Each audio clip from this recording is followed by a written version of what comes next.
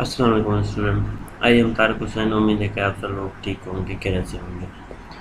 हम अमोनिया के प्रॉपर्टीज़ के बारे में डिस्कस किया था हमने प्रीवियस लेक्चर के अंदर। तो इस लेक्चर के अंदर हम डिस्कस करेंगे accidental release of ammonia actions. ठीक है, अगर एक्सीडेंटली कहीं पे अमोनिया जो है अगर लीक हो जाती है तो हमें क्या करना होगा। ठीक है, कौन से प्रिकॉशन हमें लेने होंगे और कौन कौन सी चीज़ें हमें करनी होगी, वो हमें सारी चीज़ें यहाँ पे अपने माइंड में रख लेनी है। क्योंकि अगर हम कहीं भी प्लांट में जा रहे हैं, अगर आप जो है फर्टिलाइज़र का कोई भी प्लांट है, ठीक है, जैसे एंग्रो ले लें, एफएससी ले लें, बहुत सारे प्लांट हैं, फातिमा फर्टिलाइज़र है, ठीक है। तो वहाँ पे अमोनिया का तो बहुत ज़्यादा इस्तेमाल किया जाता है, क्योंकि वहाँ पे मेन रॉ मटेरियल जो है अमोनिया है, अमोनिया से ही सारी खाद बन रही होती है। ठीक है, तो तो ये चीज़ अपने माइंड में रख लेनी है। अगर कहीं पे भी एक्सीडेंट हो जाता है तो आप लोगों को इसके बारे में वेल होना चाहिए, आप लोगों को पता होना चाहिए। सबसे पहले हम बात करेंगे जो pour sufficient water at leakage point.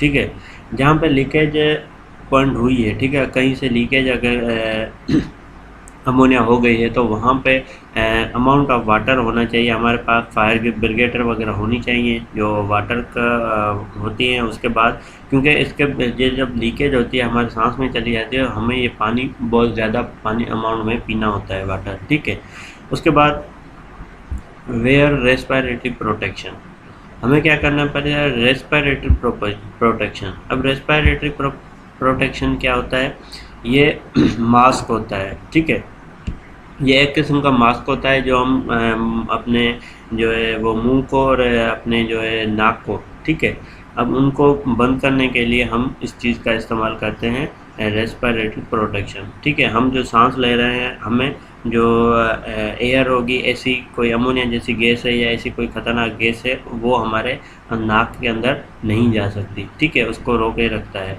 Mask होता है एक किस्म का, मगर वो अलग डिज़ाइन किया हुआ है इस हिसाब से, जिसमें अंदर ऑक्सीजन और दूसरी गैसेस नहीं जा सकती, सिर्फ ऑक्सीजन हमें चाहिए हो वो ही जाएगी। ठीक है, तो उसका हमें सही तरीके से इस्तेमाल करना है, वो हमें पहनना होता है बाहर जाते हैं कहीं भी। तो उसके बाद आइसोलेट एरिया ऑफ लीक, जिस एरिया पे लीकेज हुई है उस एरिया को आइसोलेट करना है, उस एरिया को बंद कर देना है। देखते हैं, आपने देखा होगा बहुत सारी जगहों पे, फिल्मों में, बहुत सारी हिस्ट्रीज़ में देखा होगा, या ऐसे होता है डेली लाइफ में तो आपने नहीं देखा होगा, मगर बड़े शहरों में ऐसा किया जाता है। अगर कहीं पे एक्सीडेंट हो जाता है, अगर एक्सीडेंट हो गया है, ठीक है, गाड़ी वगैरह कहीं पे लग गई है या कोई भी एक्सीडेंट हो गया है, तो वहाँ पे क्या जाता है कि उसको एक पट्टी लगा के, या इंडस्ट्री में बहुत ज़्यादा आपको मिलेगा, ठीक है, एक पट्टी लगा के उसको सील किया जाता है। ठीक है, वो पट्टी एक ऐसे कलर की होती है, उससे हमें रेड और येलो कलर की होती है। ठीक है, उससे हमें पता चल जाता है कि यहाँ पे कुछ ना कुछ हुआ है, हमें इधर जाना ही नहीं है। ठीक है, इस एरिया में हम नहीं जा सकते। उस पट्टी का मकसद यही होता है कि आप वहाँ पे नहीं जा सकते, वहाँ पे कोई मसला हुआ है। तो उसको हम कहते हैं कि इस एरिया को हमने क्या कर दिया है, हमने आइसोलेट कर दिया है। आइसोलेट करना मतलब उसको क्लोज कर देना, बंद कर देना। जैसे कोरोना के दिनों में चल रहा था कि आइसोलेशन सेंटर होते हैं। अब आप लोगों को पता होगा आइसोलेशन सेंटर क्या होता है। आइसोलेशन सेंटर वही होता है जहाँ पे ना लोग जो है दूसरे आ सकते हैं ना जा सकते हैं। ठीक है, जहाँ पे ना एंट्री होती है, ना कोई आता है ना जाता है वहाँ से। ठीक है, तो उस एरिया को हमने अलग कर दिया, सेपरेट कर देना एरिया को, उसको कहते हैं आइसोलेटेड एरिया ऑफ लीक। काम पे कहीं पे अगर अमोनिया लीकेज हो गई तो उस एरिया को आपने ब्लॉक कर देना है, वहाँ पे कोई भी बंदा नहीं जा सकता। ठीक है, उसके बाद डीप्रेशराइज द पाइपलाइन, जिस अगर पाइपलाइन से लीकेज हुआ है तो उस जो पाइपलाइन है उसको हमें बंद कर देना है, उसको क्लोज कर देना है। ठीक है, डीप्रेशराइज का मतलब क्या होता है, मतलब ये होता है कि इसको क्लोज, इसने क्यों लिखा हुआ, इसने अलग वर्डिंग है कि इस्तेमाल की है, डीप्रेशराइज द पाइपलाइन। डीप्रेशराइज का मतलब होता है कि उस प्रेशर से अमोनिया लीक हो रही है, तो उसमें प्रेशर था। अब जब हमने वाल बंद कर दिया, वाल बंद कर देंगे तो उसके अंदर प्रेशर क्या हो जाएगा, कम हो जाएगा। प्रेशर कम हो गया, इसका मतलब है ये डीप्रेशराइज हो गया। ठीक है, उसके बाद उसके बाद रेक्टिफाई द लीकेज पॉइंट, जिस पॉइंट से लीकेज हुई है उस पॉइंट को हमें रेक्टिफाई करना है, ढूंढना है कि वो पॉइंट कहाँ से लीक हुई है, क्योंकि बहुत बड़ी जो है वो पाइपलाइन लगी होती है, हमें पता नहीं चलता कि कहाँ से लीकेज हुई है। तो हमें उसको रेक्टिफाई करना है, हमें देखना है कि कहाँ से लीकेज हुई है और उस पर हमें एक्शन लेना है। ठीक है, उसके बाद stand or run opposite direction of wind. ये काम की चीज़ है कि अगर कहीं भी ये अमोनिया गैस लीकेज हो रही है तो आपने देखे होंगे इंडस्ट्री के अंदर जो है ना एक किस्म का ऐसा बैलून टाइप लगा होता है, ठीक है, जो हवा के डायरेक्शन के साथ चेंज होता रहता है, जिससे हमें मतलब बहुत ज़्यादा ऊपर लगा होता है कि हर बंदा उसको, प्लांट के अंदर जो भी बंदा है उसको देख सकता है। तो ये इसीलिए ही लगाए हुए हैं कि हमें विंड का पता होना चाहिए, हवा का पता होना चाहिए, ठीक है। अगर कहीं से गैस लीकेज हो रही है तो जाहिर सी बात है वो किस डायरेक्शन में जाएगी, जिस डायरेक्शन में एयर जा रही है, ठीक है, जिस डायरेक्शन में हवा जा रही है। अगर हवा इधर जा रही है, ठीक है, इसका डायरेक्शन भी इधर ही है, ठीक है। ये जो हमारे पास अलार्म लगा हुआ है इसकी डायरेक्शन इधर है, तो हमारी जो जो गैस अगर अमोनिया लीकेज हो रही है तो वो इस साइड जाएगी। तो हमें क्या करना है, इसको देख के, इसका डायरेक्शन देख रहे, ऊपर जो लगा हुआ है फ्लैग टाइप लगा होता है, उसका डायरेक्शन देख के हमें उसके अपोजिट डायरेक्शन में भागना होता है, ठीक है।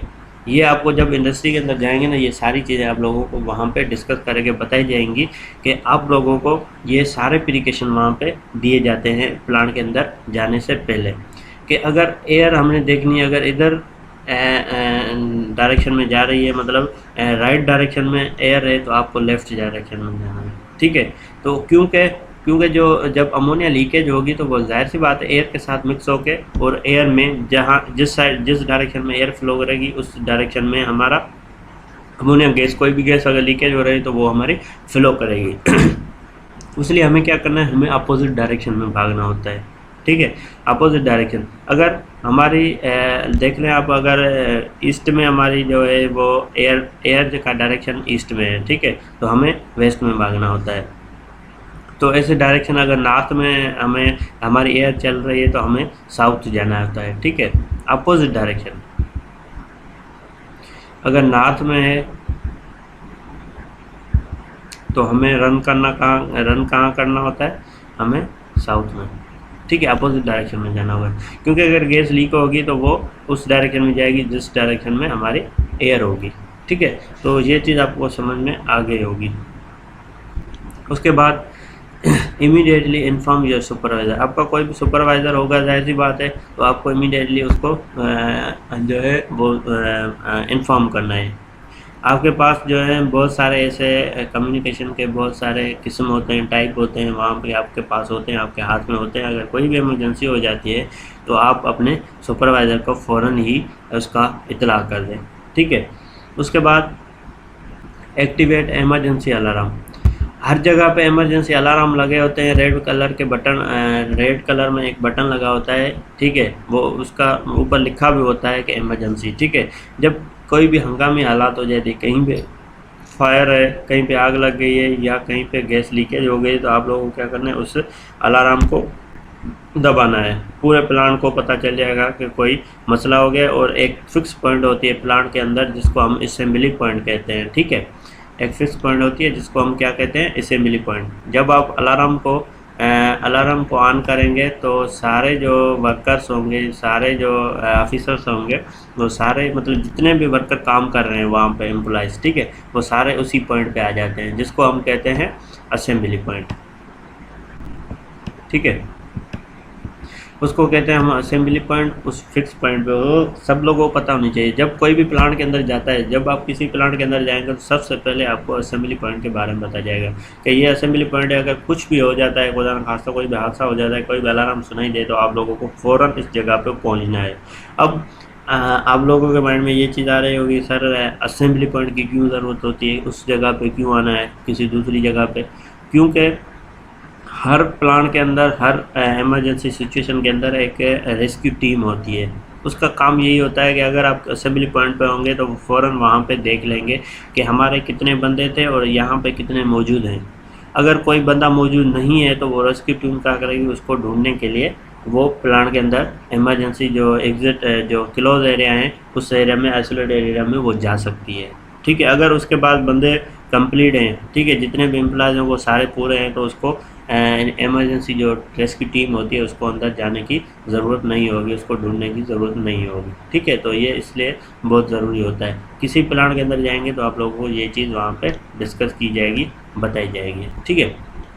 तो उम्मीद है कि आप लोगों को ये समझ में आ गई। इंशाल्लाह हम कल इसको नेक्स्ट डे जो है नेक्स्ट टॉपिक के साथ इसको डिस्कस करेंगे। ठीक है, थैंक यू, शुक्रिया।